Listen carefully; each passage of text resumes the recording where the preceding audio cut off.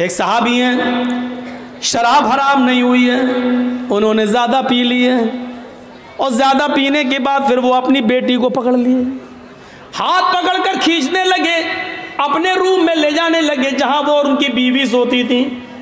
बीवी ने देखा कि मेरी बेटी का ये खींच रहे हैं मेरी बेटी को, तो वो आई और अपनी बेटी को बचाती हैं और शौहर को धक्का देती है, पति को कमरे में बंद कर देती है।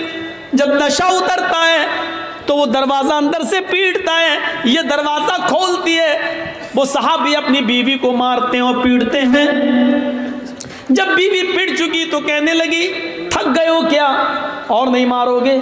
फिर उसने अपनी बीवी को गले से लगा लिया और कहा तुम जानती हो कि तुमने मुझे बंद कर दिया इसलिए मैंने मारा। हाँ मार तो लिया लेकिन पूछा नहीं कि क्यों मैंने बंद किया। आज तुमने शराब कुछ ज्यादा ही पी रखी थी। कहा वो तो हो जाता है कभी कम कभी ज्यादा, अगर पी ली तो क्या हुआ? नहीं मेरे हस्बैंड, नहीं मेरे पति, आपने आज इतनी पी ली कि आप बीवी में और बेटी में अंतर नहीं कर सके, फर्क नहीं कर सके।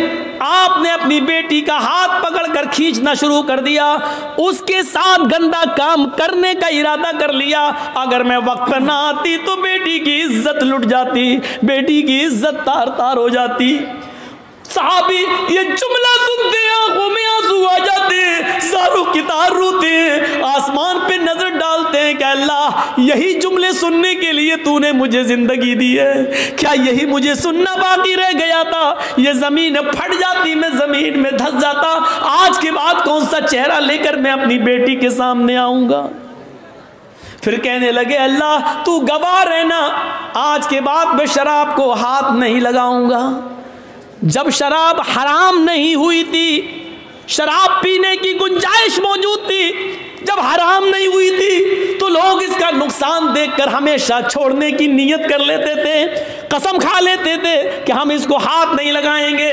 नौजवानों जब हराम नहीं हुई तब लोग इसको छोड़ने की कसम खा लेते थे। तुम्हारे नबी ने इसको हराम करार दिया है, हराम करार दिया है। जैसे सूअर का गोश्त हराम है, जैसे गधा हराम है, जैसे कुत्ते का गोश्त तुम नहीं खा सकते हो, ये हराम है, उसी तरीके से शराब हराम है। तुम कैसे पी लेते हो, कैसे तुम्हारे हलक के नीचे उतर जाती है? कुरान इसको शैतान की गंदगी कहता है। इन्नमल खमरु वल मैसिरु वल अंसाबु वल अज़लामु रिज्सुम मिन अमल शैतान।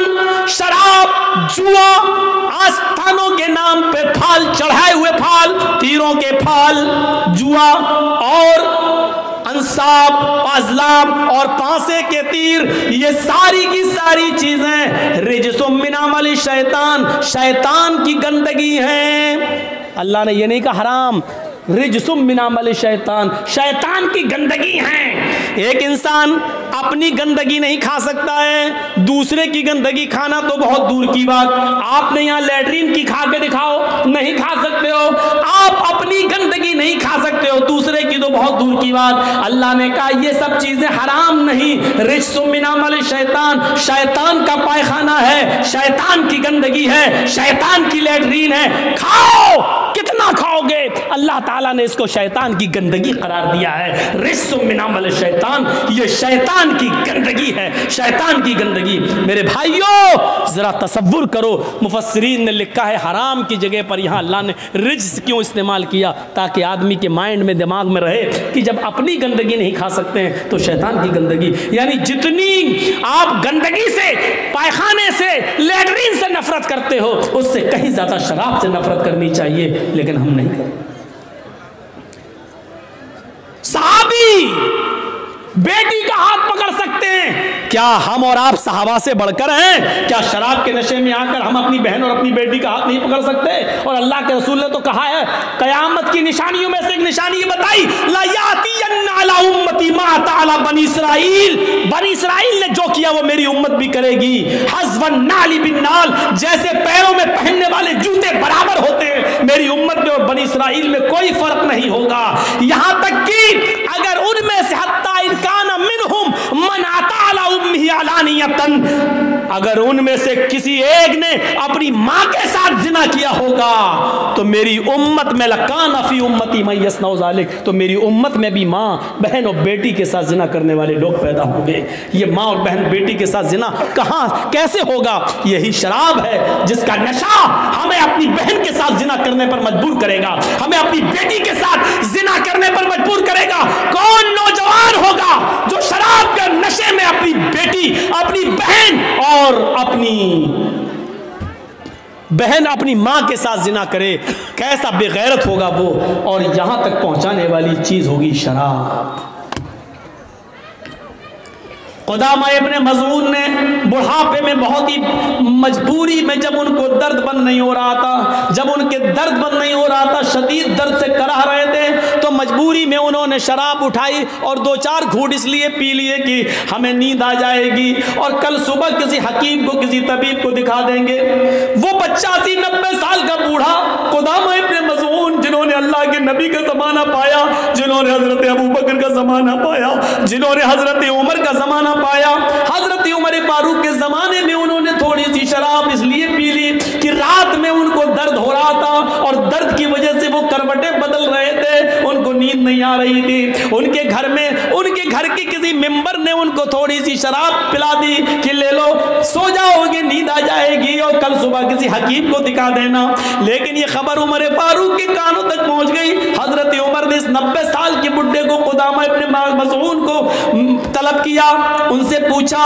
उन्होंने कहा बहुत तेज दर्द हो रहा था, उस दर्द की वजह से मैंने मजबूरी में शराब पी ली थी ताकि दर्द बंद हो जाए। हजरत उमर ने कहा अफसोस है कि तुमने मजबूरी में पी, लेकिन मोहम्मद रसूलुल्लाह ने शराब मजबूरी में भी पीने की इजाजत नहीं दी है। हमें कोई ऐसी चीज नहीं मिलती कि बीमारी में या मजबूरी में अल्लाह के नबी ने कभी शराब किसी को पिलाई हो।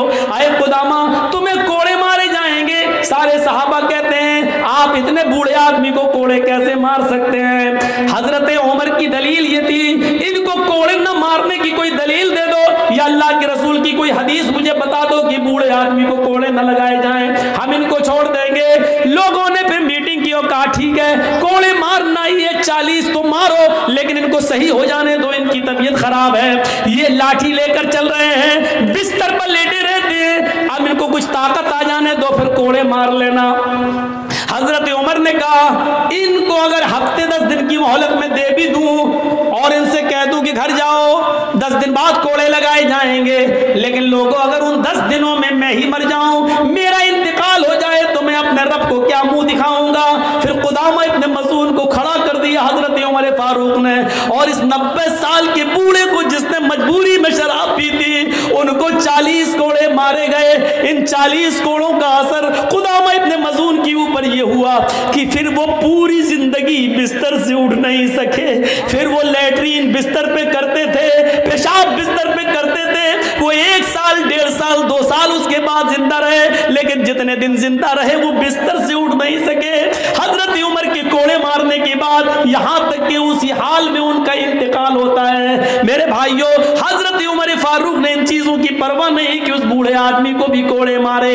नौजवानों गौर करो, जिस शराब की पीने पर बूढ़े आदमी को नहीं छोड़ा गया, क़ुदामा इब्न मज़ऊन को नहीं छोड़ा गया, पूरी जिंदगी उनकी बिस्तर पर एड़ियां रगड़ रगड़ कर गुजर गई। फिर वो बिस्तर से कभी उठ नहीं सके, पेशाब और पायखाना तक उन्होंने बिस्तर पे किया, उनकी बीवी, उनके बच्चे उसको साफ करते रहे, लेकिन उमर फारूक ने इसकी कोई परवाह नहीं की। ये शराब पीने वालों की सजा है इस्लाम के अंदर। हम और आप इसलिए बचे हुए हैं क्योंकि मेरे भाइयों यहाँ इस्लाम का कानून नहीं है। मेरे भाइयों, इस्लाम का कानून नहीं है। इंडिया में तो क्या हुआ, अपने दिलों पर इस्लाम नाफिज करो। सबसे बड़ा मुसलमान वो है जो इस्लाम के कानून को अपने दिल पर नाफिज करे, जो शरीयत को खुद अपने दिल से माने, मोहम्मद रसूलुल्लाह के बताए हुए रास्ते पर खुद चले और दूसरों को चलने का हुक्म दे। मेरे भाइयों, ये है वला तशरबन्न खमरन फइन्नहु रासु कुल्लि फाहिशतिन, हर बुराई की जड़ है, इसलिए शराब मत पीना। और 5वीं चीज ये बताई, व इय्याका बिल मासिया फइन्न बिल मासियति हल्ला सखतुल्लाह। लोगों, समाज में कभी नाफरमानी के काम मत करना।